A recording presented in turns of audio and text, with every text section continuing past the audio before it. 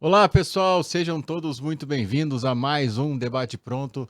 Você já conhece, você já sabe, agora é só você entrar no nosso YouTube, clicar lá, siga a gente nas redes sociais, @o Debate Pronto no YouTube, também no Instagram, clica no sininho para a galera toda ficar sabendo que a gente está aqui fazendo esse programa muito legal para vocês. Eu estou aqui, como sempre, o meu parceiro de bancada com o Marinho Silva. Como é que está, Marinho? Não tão bem, mas eu ia O que falar que tá outra coisa, acontecendo? O né, que que tá cara? acontecendo? Você tá Cara, mal? eu tô com uma faringite danada Eita, passa isso aqui. ou não? Mas a minha voz tá mais bonita agora. É, Tá não parecendo sei. como que tinha o Renato Gaúcho da rádio Nossa, é Caiobá, verdade, cartinha lendo de amor. carta de amor. É. Boa. Mas tamo aqui, tamo em pé. Fala pro pessoal qual que é o teu Instagram pra galera te seguir, então. marinhosilva.oficial. Beleza, o meu é Fernando Schumacher Melo, @Fernando Schumacher Melo e @o Debate Pronto. É isso aí, hoje nós temos um convidado muito especial, mais do que especial, Guilherme Kilter, Gui Kilter. Como é que você tá, Guilherme? Prazer estar aqui, obrigado pelo convite. Estou bem, graças a Deus. Melhor agora, né, com vocês aqui nessa. Porra, uma Bom alegria demais. muito grande, cara. A gente tava conversando aqui fora, né, cara? O debate, ele começou lá em 2020. A gente no final das eleições de São José dos Pinhais, do ano de 2020, não, nós temos que continuar, não podemos acabar, até porque naquele cenário de 2020 aconteceu várias coisas que ainda acontecem em São José dos Pinhais, o Marinho pode contar bem, e a gente não parou desde então, e é um prazer receber aqui. Já veio muita gente legal, muita gente com bastante conhecimento, e você é mais uma delas que veio a brilhantar. Opa, agradeço os elogios aí, vamos pra cima, porque a conversa O, vai ser boa. Vai. o Gui é o Nicolas Ferreira do Paraná. É o Nicolas Ferreira do É uma boa Exatamente. adjetivação. É interessante que Nicolas Ferreira deixou de ser um nome subjetivo e virou adjetivo. Vem alguém um conservador, tal, Nicolas Ferreira. Eu gosto. O homem tá batendo. Nicolas Dallagnol. Dallagnol, aí, ó. Fala um pouco pro pessoal, então, dessa. Por que estão te chamando de Nicolas Ferreira? Até porque teve aquele embate lá com o Whindersson Nunes, né, cara? Nossa, pois é, eu fiquei envolvido no meio disso daí. Cara, é assim, hoje eu tenho 22 anos, né? Então acho que a idade já associa muito a imagem do Nicolas e tudo Sim. mais. Mas eu não estava acostumado a falar de política. Eu Sim. cresci na igreja, me desenvolvi nesse ambiente, trabalhava no marketing, trabalhei numa agência de marketing, depois comecei a trabalhar no marketing da minha igreja ali internamente. E eu gostava de política, mas eu não falava sobre isso. Eu já criava conteúdo, falava de vida com Deus, vida na igreja, essas coisas mais íntimas, né, da alma, do espírito. E ali eu comecei a crescer nas redes sociais. Mas aí um dia eu estava saindo da igreja e me deparo com uma mensagem no Instagram, o Deltan Dallagnol falando: Gui, você tem perfil pra política e tal, vem trabalhar comigo, quero caminhar com você. Só que não foi qualquer mensagem, era a época da cassação dele. Tipo, tava todo mundo falando: Deltan Dallagnol vai ser cassado, tava em todos os jornais, só se falava nisso na cidade, tudo. E daí ele parou o tempo dele pra mandar aquela mensagem, eu fiquei assustado. Mas você conhecia ele antes dessa. A gente teve um contato, durante a campanha ele participou de um podcast nosso lá da igreja, que eu ajudava a organizar, mas ele nem lembrava quem eu era, que ele conheceu tanta gente na campanha que ele começou a me seguir naquela época. Depois, um ano depois, quase, ele entrou no meu perfil, viu e mandou Uhum. mensagem. Ele fala que até hoje ele não lembrava de mim, então era meio como se fosse desconhecido. E daí, pelo conteúdo, ele me chamou. Não, e outro detalhe, hoje o Gui tá mais conhecido que o Deltan. Olha, Ah. nossa, quem dera. Tanto que a gente Um convidou dia- o Gui, não, Deltan. A prova. Deltan vai ser um outro momento. Quando tiver agenda, a gente chama o Deltan. É um fato. Não, vamos fazer isso acontecer. Boa. Mas foi, cara, uma mudança. Ali eu comecei a entender que, de fato, eu tinha um chamado para isso, né? Um chamado de vida, de servir nessa área e ajudar a mudar essa realidade que a gente conhece de uma política corrupta, ruim, mal feita. Sim. E ali entendi que eu precisava entrar nisso. Então, daí eu aceitei esse chamado, comecei a trabalhar com ele, saí do marketing, do trabalho na igreja, continuei, né, normalmente na igreja, mas saí desse trabalho e comecei a caminhar com ele. E aí virei a chave nas minhas redes sociais, eu comecei a falar de política também. Só que eu sempre fui muito bem posicionado, né? O que eu acredito, o que eu não acredito, os princípios, os valores, o que é certo, o que é errado. E as pessoas sempre me paravam: ô Gui, obrigado por falar isso, por falar daquele assunto, me representou muito, eu não sabia como falar. E acho que dessa indignação das pessoas, que o Nicolas muitas vezes assume também, é que vem essa adjetivação, né? A parte do Dallagnol muitas vezes fala que eu sou parecido com ele, que por causa do óculos é filho, não é, não sei o que e tal. Mas tem essa semelhança mesmo. Mas deixa eu te fazer uma pergunta, cara. Eu tenho um posicionamento com relação a isso, mas só que hoje está tendo um ataque muito maior quando eles falam da mistura entre religião e política, Sim. né? Como que você vê essa situação? Ah, esse é um ponto interessante. Eu fiz meu TCC sobre esse assunto. Eu fiz Relações Internacionais, sou formado em Relações Internacionais, Meu TCC eu fiz sobre a política internacional e religião, como que as coisas se misturam, né? E eu acho que é muito interessante a gente ter um ponto de vista sobre isso, porque como cristão eu entendo que a Bíblia defende o Estado laico. Só que as pessoas têm uma concepção errada de Estado laico. Elas acham que confundem laicidade e laicismo às vezes, né? Uma coisa muito extremada, não é? Mas Qual- qual que seria essa diferença? Porque Então, a laicidade, ela define basicamente o seguinte, que o Estado ele não tem religião, ele não é obrigado, ele não pode coercitivamente obrigar ninguém a crer em nada, como era na Europa, lá a gente tinha os príncipes e os reis, eles eram ou católicos ou protestantes, Uhum. e ali toda a população tinha que dizimar para a igreja do príncipe e tudo mais, tinha toda essa... Daí teve então a guerra na Europa, a Guerra dos 30 Anos, que foi uma guerra religiosa, eram príncipes católicos contra príncipes protestantes, depois daquilo ali foi firmado o Tratado de Westfália. Falava, não, os estados, os príncipes, as nações não podem assumir nenhuma religião.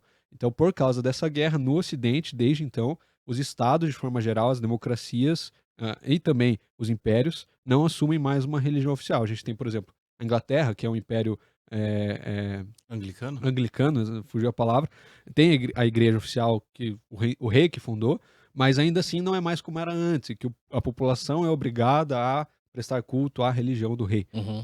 Então foi feita essa separação. E o ponto-chave que eu vejo na Bíblia são dois textos, né? Primeiro, quando chegam para Jesus, mostram para ele a moeda e falam: Jesus, a gente precisa pagar imposto ou não? Porque você que é o nosso rei, né? Ele fala de quem que é o rosto na moeda. Falam, é de César, o imperador romano. Ele fala, então dá a César o que é de César e a Deus o que é de Deus. Então ali Jesus, o próprio Cristo está fazendo uma separação entre o Estado e a religião, e a igreja. Uhum. Então nós devemos prestar culto a Deus, nós devemos prestar culto na igreja. Mas o que é do Estado é do Estado. Então a gente tem que respeitar. Então depois Paulo vem, quando ele está escrevendo a carta aos Romanos, e fala: olha, orem pelas autoridades, façam o máximo para preservar a paz e vivam em paz com todos. Então ali tem uma separação na Bíblia entre o Estado e a religião. Uhum. Só que o que as pessoas confundem? Elas, depois de toda essa guerra dos 30 anos, chegou a Revolução Francesa e o Iluminismo. E ali isso foi levado para um cientificismo. Porque depois do Tratado de Westfália, os príncipes continuaram religiosos. Eles eram ou católicos ou Sim, protestantes, sim. mas o Estado não obrigava mais. A partir do Iluminismo, principalmente quando Napoleão pega, ali depois da Revolução, implementa a educação obrigatória pelo Estado, muda essa chave e vai de um extremo para outro. Sai da religião e vai para o cientificismo. Então agora o ensino é completamente ateu e não se valoriza mais nada da religião. Antes era a igreja que ensinava, que educava as pessoas para que elas aprendessem a ler a Bíblia e fossem educadas nesse sentido. Com Napoleão, o Estado assume essa função. E ali então muda completamente a chave. O cientificismo, o homem é colocado no centro, é muito mais valorizado e a igreja é deixada de lado. Ali tem uma concepção muda que permanece até hoje, de que nenhuma religião é válida, de que a política ideal é feita religiosa, é feita ateia. Então sem religião nenhuma. Isso é errado. Porque a gente vive uma nação que é cristã. Os políticos têm uma religião, têm uma crença. Aqueles que nos representam têm uma crença. O eleitor tem uma crença. Sim. Então eles precisam ser representados de alguma forma. É nisso que eu acredito. A gente precisa defender os nossos princípios, os nossos valores, as nossas crenças, sem, claro, usar o poder do Estado para forçar isso em ninguém. Então eu nunca vou fazer um projeto de lei que obriga alguém a dizimar alguma igreja, ou que obriga você a não poder ir em determinada religião. Isso é errado, isso fere a laicidade. Mas também você fazer o completamente oposto, você proibir o ensino religioso, o ensino bíblico nas escolas, aí já é ateísmo, já é laicismo e não laicidade. Acho que o complicado é justamente achar esse limite, né? Porque é um papo que gera bastante paixão, né, nas pessoas, tanto por quem é contra como por quem é a favor. Uma pergunta que vem é, por exemplo, vou permitir o estudo bíblico nas escolas. Meu filho estuda numa escola que tem o ensino religioso e passa lá por todas as religiões. Acho que a discussão vai para a escola pública, né? Qual que seria, quem que faria esses livros? E num mundo em que a gente discute tanta coisa, né? O ensino não está sendo ensino, está sendo doutrinação. É um debate interessante. Não, e o que eu falo com relação, até eu fiz essa pergunta para você, porque eu tenho a seguinte opinião, né? A política só está do jeito que está porque pessoas com princípio e propósito não ocuparam esses lugares, né? Total. Eu me lembro que quando eu assumi a Secretaria de Administração em São José dos Pinhais, eu estava naquela, vou ou não vou, meu escritório, largar o escritório para ir, conversei com um amigo e ele pegou e falou o seguinte, falou, Maninho, se você não sentar naquela cadeira, outra pessoa vai sentar e talvez não tenha os princípios que você tem. Uhum. Então, eu sempre falo o seguinte, que é princípios e propósitos que tem que estar nesse lugar. A partir do momento que você tem essa qualidade, né, de pessoa, valores. Não estou falando que a pessoa que não acredita em Deus ou não tenha, que seja ateu, ele não tenha qualidade. Não é isso. Mas buscando você aplicar os princípios e propósitos ali no dia a dia, você já tem uma qualidade Com melhor. certeza. O Fernando comentou sobre a educação, né? Eu não acredito que a educação estadual, municipal, federal, deva ter conteúdo religioso. A educação, a gente tem que sempre ver o lado da liberdade. Eu acho que isso que mais importa. Os pais devem ter a primazia. Inclusive, o Brasil é signatário de um tratado internacional que diz isso, que as famílias têm primazia sobre a educação dos filhos e, portanto, têm liberdade de colocar em uma escola municipal, em uma escola estadual, em uma escola confessional, em uma escola militar.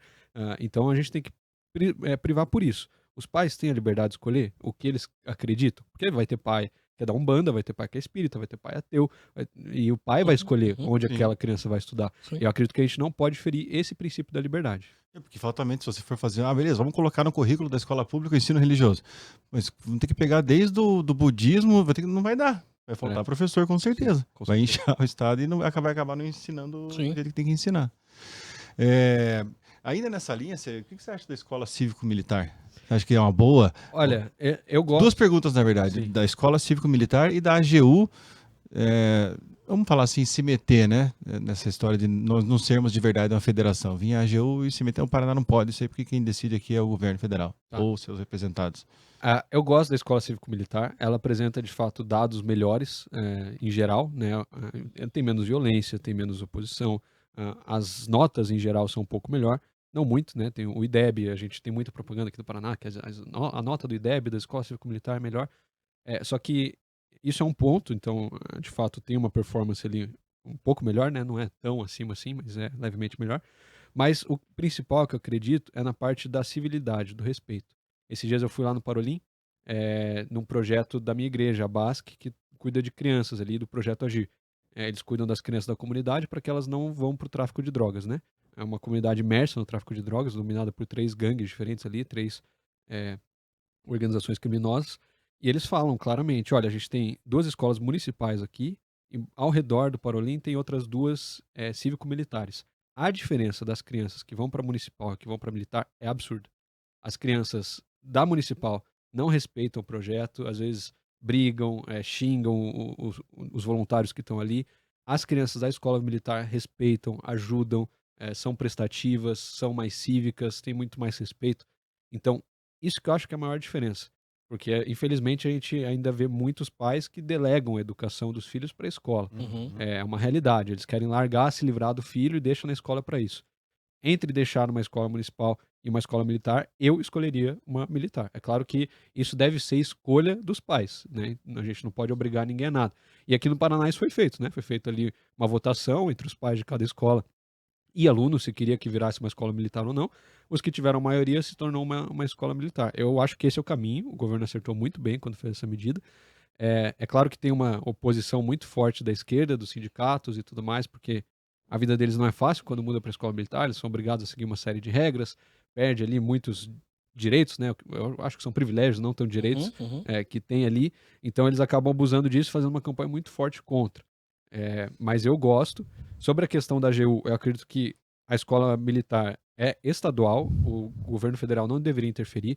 A gente tem uma interferência muito forte federativa nos estados, quanto a gente vê um modelo americano, por exemplo, que dá muita liberdade para os estados legislarem e executarem. Aqui no Brasil não, a gente tem um poder muito centralizado na União. Eu acho que isso é prejudicial. O Brasil é muito grande, é um dos maiores países do mundo, terceiro, se eu não me engano, e a gente tem estados de realidades completamente diferentes. A gente está aqui no Paraná, a realidade é uma. Se você vai para a Bahia, para o Amapá, a realidade é completamente diferente. Então, isso tem que ser de acordo com a população daquele local. Aqui, eu acredito que funciona muito bem, que tem dado muito certo. Eu sou completamente contra a intervenção federal nesse caso. Não, e depois tem outro detalhe, né? Só abrindo um gancho ali no que você falou de intervenção de governo federal, né?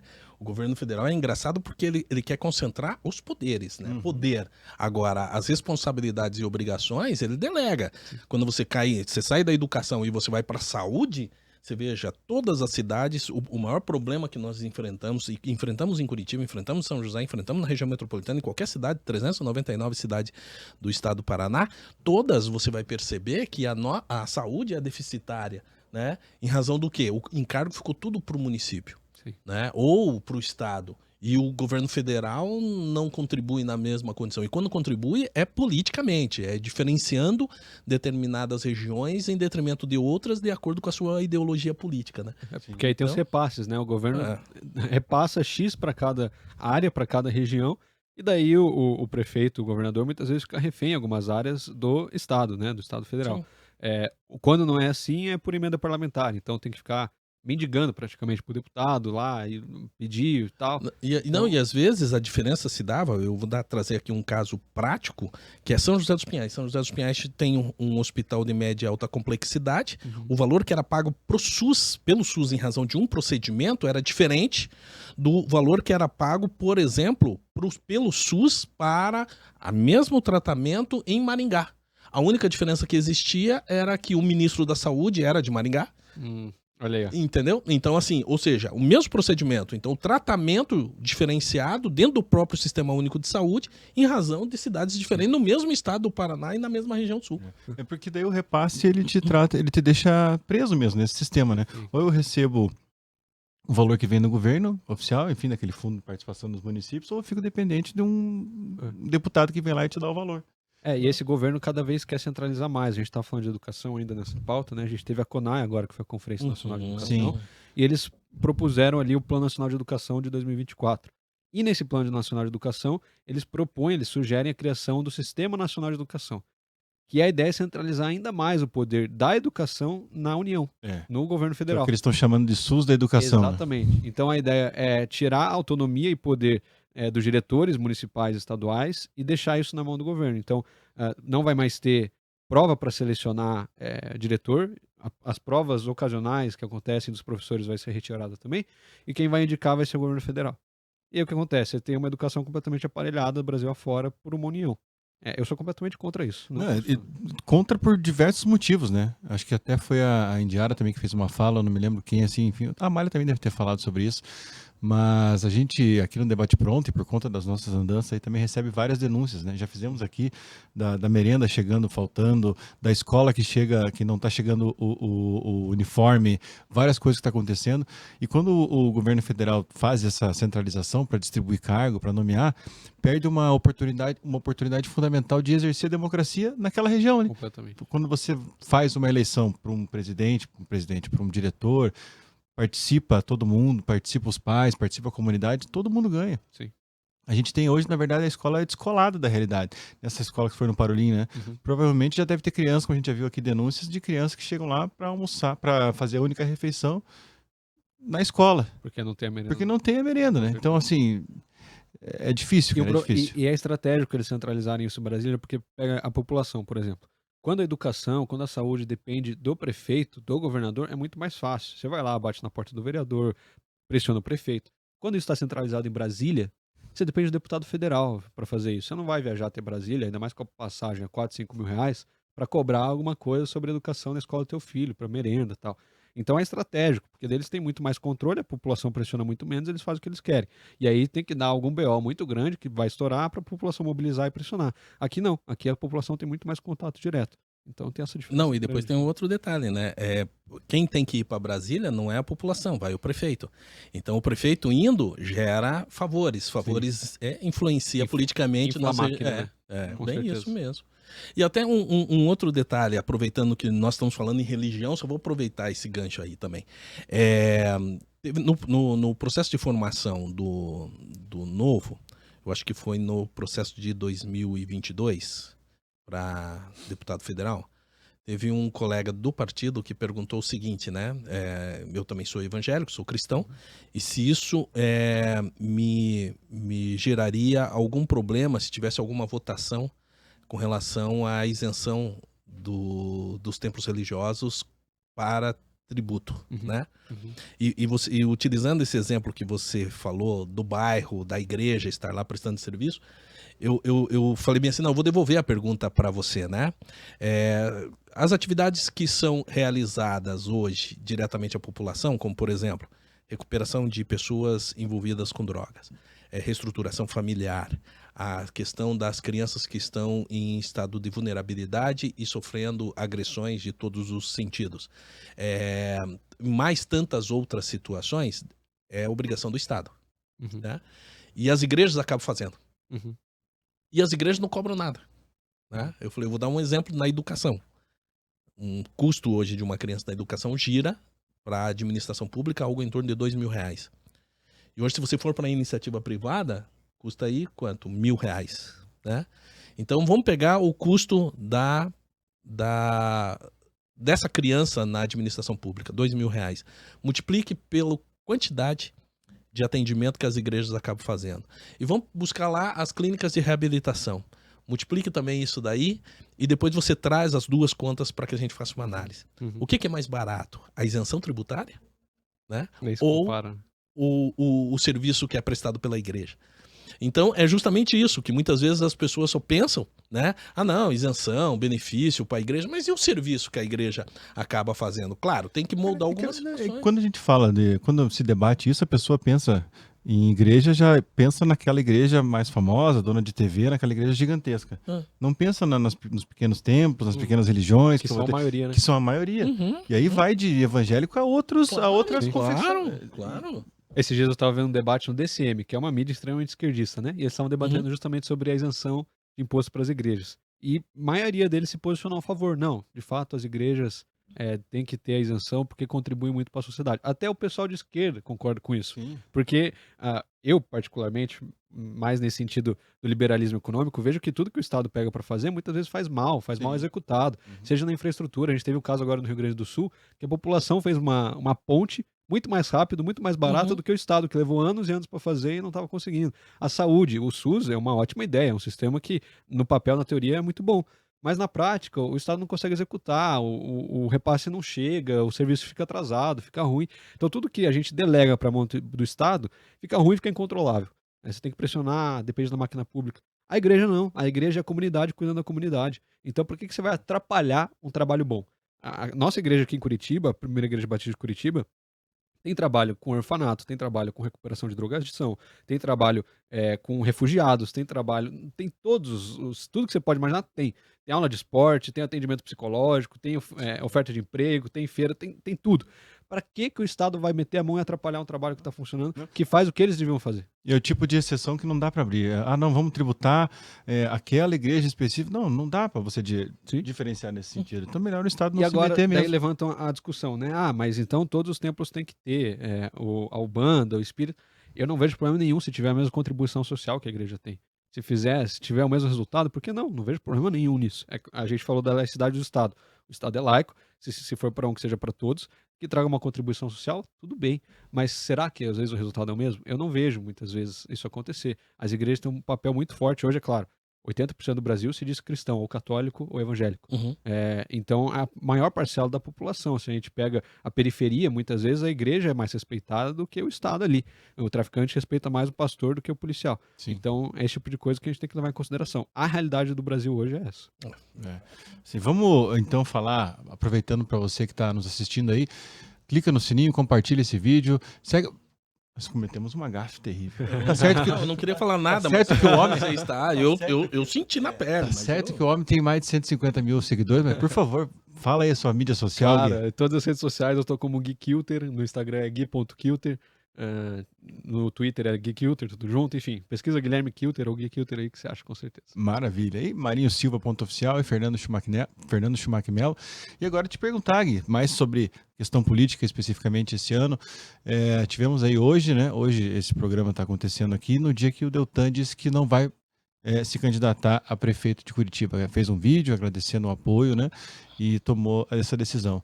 Como que você vê essa decisão de várias perspectivas, né? Da perspectiva dele, do partido e da própria cidade de Curitiba mesmo? Essa foi uma decisão importante, né? Primeiro de tudo, vendo pela perspectiva dele, é uma decisão pessoal. Não tem como você ter um candidato que não está 100% aplicado no que ele vai fazer. A gente falou de propósito. Se ele não está com propósito nisso, ele não tem que estar nisso. E o Deltan ele tem um discernimento muito bom de propósito. Qual que é o propósito dele, onde ele tem que estar, o que ele tem que estar fazendo. Então, todas as decisões que eu vejo ele tomar, ele pesa muito bem os prós e os contras, e sempre um pensamento muito altruísta, de como que ele pode ajudar, como que ele pode fazer mais a diferença. E essa decisão não foi diferente. Ele parou na balança e pesou e falou, eu sou embaixador nacional do Novo, já fui deputado federal.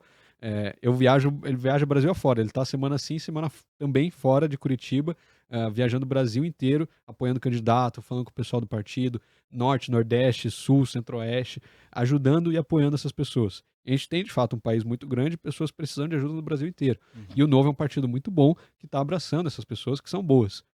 E ele olhou para isso, viu o papel aqui dele em Curitiba e falou: pesa mais eu viajar ao Brasil e ajudar essas pessoas, eu consigo servir mais viajando e ajudando pessoas boas do Brasil todo do que só ficando em Curitiba preso à cidade. Com certeza ele seria um bom prefeito, ele seria meu candidato, né? Com certeza ficaria muito feliz em fazer campanha para ele, seria excelente, mas a decisão pessoal dele foi essa, eu respeito completamente, e não tem como ser diferente. Quando alguém toma uma decisão baseada em princípio, baseada em valor, a gente só respeita e fala, manda bala e conta comigo. Então essa decisão concordo 100% do Deltan, ajudo ele em tudo que ele faz e concordo com o propósito de vida dele. Agora... Até só um detalhe, né? Tem eu não sei se foi no livro ou se eu vi um podcast do Thiago Brunet, e o Thiago Brunet fala justamente sobre essa situação. Que ele falou bem assim que já convidaram ele para ter empresas, para ter programa de TV, para sair candidato. E ele pegou em oração e ele pegou e falou bem assim, não, mas qual que é o meu propósito, né? O meu propósito é falar, é comunicar. Ele falou bem assim, então o que ele fez? Ele concentrou no propósito dele. Sim. Então é o que encaixa bem o que você falou com relação ao Deltan. Com certeza, não. E muitas vezes o sim que não é claro é um não, né? Então se a proposta não é um sim claro, é um não. Tipo, Então essa decisão dele eu vejo muito dessa forma. Então o sim claro dele está em ajudar o Brasil. Ele foi o deputado federal mais votado do Paraná, né? 135 mil votos. Então, coisa pra caramba. E eu acredito que ele tem, assim, como ele já me ajudou, ainda vai ajudar muita gente no Brasil inteiro a chegar e fazer a diferença na política também. E é muito bom para o nosso partido ter ele fazendo essa função aí no Brasil afora. Agora, sobre a cidade, a gente fica em uma situação diferente. Não acredito que o Novo vai ter um candidato próprio com a saída do Deltan, e a gente chega em um estágio de maturidade que é começar a negociar com outros partidos sobre a composição da cidade. A gente tem vários pré-candidatos, tem Dutti, tem Beto Richa, tem Requião, o que vai fazer, né? Tem o próprio Eduardo, que é hoje o vice do Greca. E a gente precisa, então, sentar na mesa, discutir, negociar e falar o que a gente pode fazer, quais são os nossos cargos, o que a gente vai ocupar, e decidir com base nisso. Isso é a política madura, eu acredito, né? Política bem feita. Sentar, ouvir, conversar e negociar. E eu acho que esse é o caminho para o Novo aqui em Curitiba, porque assim o partido cresce em expressão, a gente consegue crescer em influência e fazer mais diferença, nas próximas eleições ter mais candidatos ainda, com mais cargos, com mais influência, e ajudar a cidade nesse sentido também. A gente não precisa de um cargo específico da prefeitura para fazer a diferença na cidade, existem diferentes formas de fazer isso, e acredito que esse é um bom caminho. E eu concordo plenamente contigo quando você diz que a política madura se faz dessa forma. Porque, eu me lembro não me lembro em que ano que foi, que fui numa convenção do Novo, estava como presidente do partido, foi 2021, lá em São José dos Pinhais. E o Novo já tinha mandatários, mas ainda tinha muito grande uma força dos, vamos chamar assim, sei lá, dos puristas, vamos dizer assim, né? E o embate entre os mandatários que já estavam lá no chão de fábrica, vamos falar assim, fazendo a negociação com diversos partidos, era muito diferente. Era muito diferente. Cara, a vida real é essa daqui. Né? A gente precisa falar. E dá para fazer isso. Dá para fazer isso sem abrir mão dos valores, sem abrir mão dos princípios. Dá para fazer isso. E dá para fazer isso até com uma perspectiva cristã. Eu não professo nenhuma fé específica, mas eu aprendo muito com o Marinho, porque ele professa, porque Jesus foi falar com quem? Onde que ele ficou? Ele ficou só entre os dele? Ele foi atrás de parceiros, não foi? Sim. Então acho que quando alguém vier falar, mas o Novo não está sendo por isso, dá para usar inclusive essa perspectiva. Sim. Não, porque abrindo os braços para outras pessoas, a gente vai conseguir trazer para as nossas propostas, para as nossas ideias. Exato. Imagina se o Brasil, a gente votasse mais por pauta e por princípio do que por bandeira e por candidato. Acredito que às vezes tem pautas que a gente pode até olhar com carinho, que são pautas consideradas da esquerda, dos direitos humanos, da defesa das mulheres. Poxa, o que a gente tem, o que a gente pode fazer sobre esse assunto? Muitas vezes a gente taxa uma coisa de um lado, outra coisa do outro, mas acredito que a política bem feita é feita sobre evidências e princípios e valores, e pautas, não necessariamente as pautas, cara, a gente tem que recuperar as pautas. Sim. Tem que recuperar as pautas de educação, as pautas sociais. Saiu agora, acho que eu não postei no Instagram, mas vou postar. 13 estados, Maria deve ter visto isso, você também deve ter visto, saiu no ranking dos políticos. 13 estados, Norte e Nordeste, com maior número de beneficiários do Bolsa Família do que de empregados de carteira assinada. Bahia, 20 anos do governo PT, lá com a ameaça de... Como é que chama quando está ameaça alimentar? Então, nós temos que recuperar em algum momento essas pautas. Quem disse que as pautas ligadas a gênero, ligadas à pobreza ou ligadas a questões sociais são da esquerda? Ninguém disse que isso é obrigatório. Em algum momento a gente vai ter que recuperar essas pautas. Não, e depois assim, o que é a política, né? A política é você trazer uma necessidade, criar uma política pública, e quanto mais olhares diferentes você tiver sobre aquela situação, de melhor qualidade ela sai. Todo mundo fala, né? Unanimidade é burra. Então, quando você tem uma visão diferente, isso ajuda no crescimento da política pública. Um outro detalhe que a gente sempre prega aqui no Debate Pronto, também é essa, né? E você sintetizou muito bem. É como se fosse uma viagem. Né? Nós vamos daqui para Foz do Iguaçu. Nós podemos ir no mesmo carro, ou seja, no mesmo partido, na mesma ideologia, nós podemos ir em carros diferentes, nós podemos ir até por estradas diferentes. Mas qual que é o objetivo? O objetivo é chegar em Foz. Então qual que é o objetivo? O objetivo é criar uma política pública de qualidade, de inserção das pessoas que estão em estado de vulnerabilidade dentro, né, o atendimento delas para uma qualidade de vida. Beleza. A única diferença que nós vamos discutir aqui é se por acaso nós vamos mais à direita ou mais à esquerda, ou nós vamos mais no centro. Né? Mas nós podemos ir numa estrada que tenha a vontade e o olhar de todo mundo. Né? Hoje no Brasil, infelizmente, a gente vive uma polarização extremada, né? Que um lado quer matar o outro e, meu Deus, direita, esquerda, aquilo outro. É claro que eu me considero conservador, de direita e tudo mais, mas tem pautas que são maiores do que isso. Sim. Então a gente vê agora, por exemplo, a situação que está acontecendo no Rio Grande do Sul, uma das maiores calamidades da história do estado do Rio Grande do Sul, enchente, chuva, barragem rompendo. Nessa hora, não importa se o governo, se o Lula é corrupto, se é de esquerda, se é de direita, tem que sentar e conversar, pedir ajuda do exército, porque é a pirâmide de Glasgow, que a gente chama, né? Glasgow, tem sobrevivência, depois necessidades básicas, então as necessidades mais superficiais. A gente primeiro precisa sobreviver. O que a gente vai fazer para cuidar dessas pessoas que estão morrendo, que estão perdendo a vida? São 34 pessoas que morreram no Rio Grande do Sul. Aí tem que unir governo, tem que unir prefeito, tem que unir todo mundo para trabalhar em prol da vida das pessoas. Eu acredito que a gente tem que focar no que é essencial, acima de ideologia. Não, e depois assim, a questão do Deltan não sair, também tem um outro detalhe, né? A esquerda ela é muito unida. Então eles acabam sintetizando numa pessoa, ou que nem para governo federal foi o Lula, nós temos as questões aqui que você veja, nós conversamos com a professora Josete, e ela está falando, por mais que existe um embate entre PT e PSB, até porque Dutti não é aquela pessoa que sintetiza a esquerda, mas ele hoje está no apoio da esquerda, eles provavelmente... Eu acredito que 90% que o PSB vai ter o apoio do PT. Então, o que isso quer dizer? A direita já não trabalha dessa forma. Por quê? Porque a direita sempre ela sai vários candidatos e isso diminui o impacto de resultado eleitoral.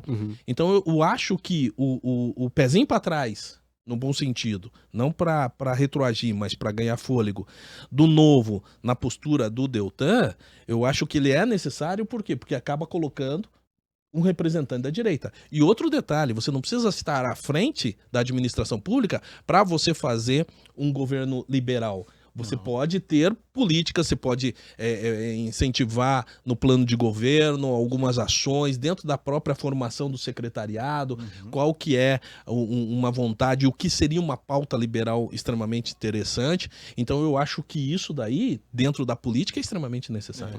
E eu acho natural, até como cientista político, enfim, estudando isso na academia, o Partido Novo é muito, muito novo, literalmente, é jovem. Mas em algum momento ia chegar esse momento dele ter que escolher o que ele ia fazer. Se ele ia, de fato, se tornar um partido e sentar na mesa para discutir como que eu vou entrar no mecanismo municipal para participar, como que eu vou fazer valer os meus princípios, ainda que participando com uma pessoa que talvez não comungue 100% do meu programa partidário, ou se eu ia ficar como um movimento.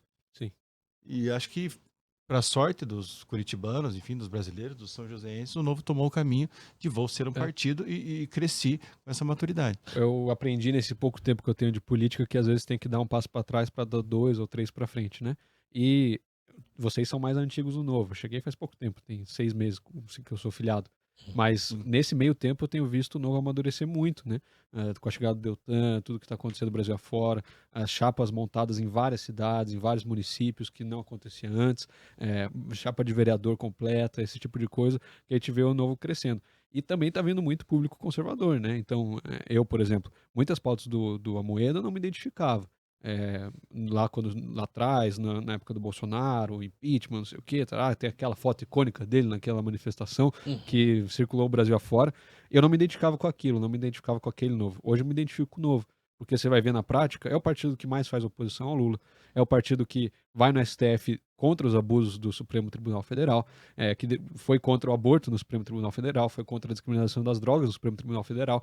É um partido que defende o certo pelo certo, que deve acontecer pelo processo legislativo. E isso eu acho que a gente não tem no Brasil fora do Novo. Não tem. E mais do que partido, ideologia, bandeira, número, a gente pode ser defensor do Novo, das pessoas do Novo. Você pega o trabalho do Gilson. Eu adoro ver os posts do Gilson, ele derrubando projeto por projeto na comissão lá. Constituição e Justiça. Vamos ver esse projeto aqui. É ruim. Próximo. É ruim. Próximo. A Indiara aqui, a Amália também fazendo um projeto do trabalho de fiscalização. O Zema lá é o concurso. Junto com como é que é o nome? O Marcel Van Hatten. Não, ali de Joinville. O Adriano de Joinville. Então, a gente consegue apoiar embasado em fatos, do que está acontecendo, o resultado que está sendo dado. Com certeza. Olha a voz que o Marcel está tendo aí fora agora, na defesa da liberdade de expressão. Exatamente. Ele está se posicionando de uma forma muito corajosa. E acredito que eu tenho nele um grande representante, e nós todos temos enquanto Novo. E acredito que é muito bom a gente ter isso. Né? Não, e tem duas situações, né, desse posicionamento do novo Curitiba, do Deltan. Primeiro, favorece as cidades, e aí eu posso falar por São José dos Pinhais.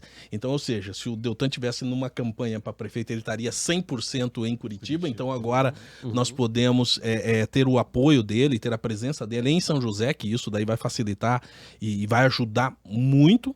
E o segundo detalhe que eu percebo é o seguinte: uma das qualidades que tem o Partido Novo, isso eu falo para integrante de qualquer partido, eu falo que é a humildade dos integrantes. Então nós citamos aqui alguns nomes, né?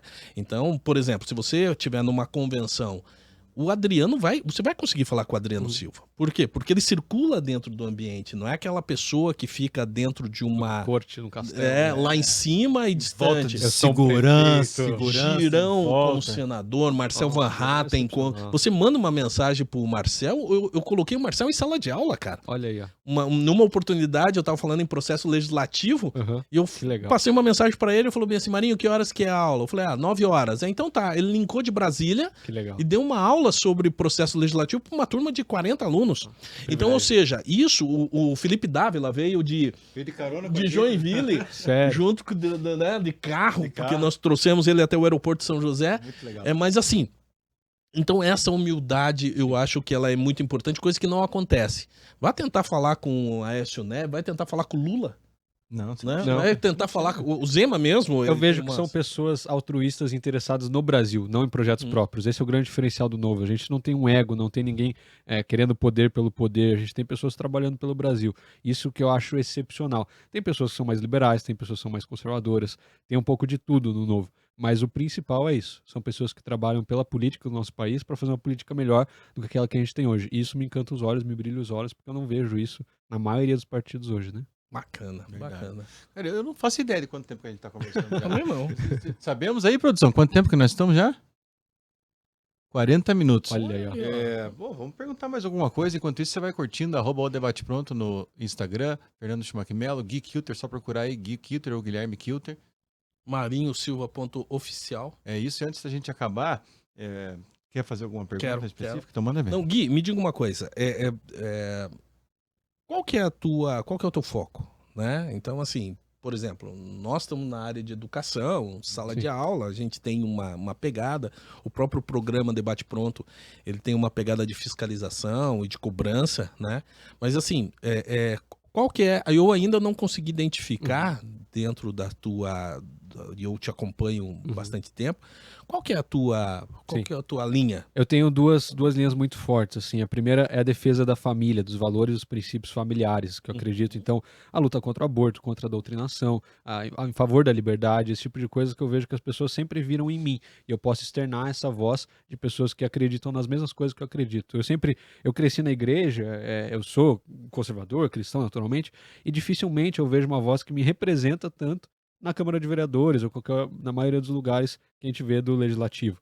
Então, essa é a minha primeira proposta, dar voz para essas necessidades, né, para esses princípios e para esses valores, e também lutar pela nossa justiça, combater a corrupção, a desigualdade, esse tipo de coisa que, por exemplo, eu já tenho agido nessas duas frentes. Então, na primeira área, eu tenho enfrentado uma batalha muito dura contra a doutrinação da CONAI. Eu participei da etapa municipal, estadual da Conferência Nacional de Educação, fui interrogado na etapa estadual, queriam me expulsar, me tirar de lá, gravei tudo, denunciei tudo, e agora a gente tem feito audiências públicas pelo Brasil inteiro sobre esse assunto. Eu tenho participado de várias, participei aqui em Curitiba, na Câmara Municipal, na Assembleia Estadual, participei em Ponta Grossa, agora vou para Guarapuava, a gente já tem feito em várias cidades para denunciar essa doutrinação que está sendo promovida pela Conferência Nacional de Educação.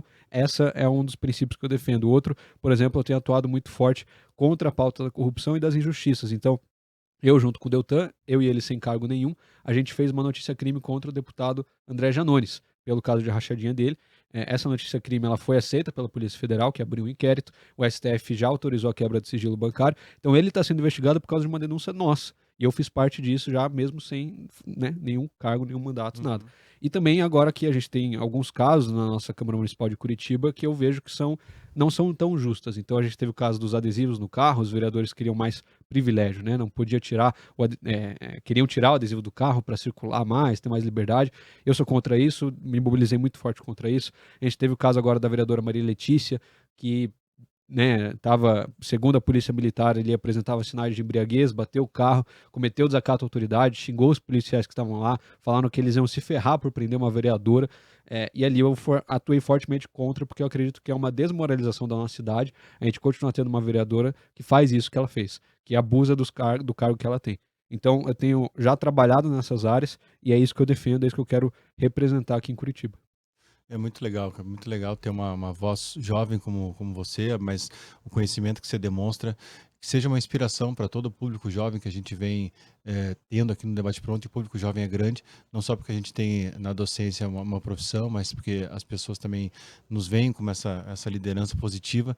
O que a gente recebe de mensagem para ver asfalto também, para ver, é muito gratificante, cara, é muito gratificante. Então, eu desejo toda a sorte do mundo para você, para o Deltan, para toda a sua equipe, para todos nós, na verdade, né? Com certeza. Silva. Desejo sorte para você também. Tudo de bom para nós aí, vamos para cima. E vamos para cima, é isso aí mesmo. Quer deixar uma mensagem final? Quero, porque você falou em sorte, eu não acredito em sorte, eu acredito em você estar preparado para o desafio que você tem. E justamente o que acontece na política no dia da eleição é que o brasileiro ele acaba contando com a sorte. Ele vota no cara que às vezes é amigo, às vezes é um indicado, mas ele não verifica se tem capacidade e competência para representar e para enfrentar esses problemas que a gente encontra tanto na política, né? Então, eu acho o seguinte, nós estamos demonstrando, e aí é uma situação extremamente voluntariosa, né? De você se colocar à frente, à disposição, para tentar ocupar esses espaços. Tentando buscar uma sociedade diferente, tentando buscar uma sociedade com mais qualidade, uma política diferenciada, e eu acho que isso é o mais importante, com princípios e propósitos, eu acho que isso é muito bom. Então, assim, a sorte, ela pode vir, claro que a gente, né? Não, tinha um ditado que a sorte é quando a oportunidade encontra a competência. Olha que bonito isso, hein? É isso, então, aí, ó, pra fechar Boa, da semana. Boa. A sorte acompanha o meu trabalho aí. Trabalho bem feito, bom demais. Muito bem. Obrigado, gente, pelo convite. Deixar uma mensagem pro pessoal? Olha, que a gente possa fazer uma política melhor, né? Baseado sempre em princípios e valores, que você faça sua parte também. Agora a gente está, por exemplo, já está chegando perto do prazo para tirar o título de eleitor. Será que você já regularizou aí seu título? Você que tem entre 16 e 18 anos, ou você que se mudou de cidade, a gente precisa fazer a nossa parte. Não tem como a gente só ficar indignado, só querer reclamar sem nos posicionar e sem ir lá votar e fazer a nossa parte. Então, faça a parte também, que essa conversa tenha servido de alguma forma para você acordar para isso e trabalhar por um Brasil melhor, assim como a gente tem trabalhado por aqui, né? Obrigado, Schumacher, Marinho, pelo convite. Prazer conversar com vocês hoje. Esperamos contar com você em outras oportunidades. Vamos para cima, com certeza. É isso aí, galera. Valeu, um abraço e até a próxima.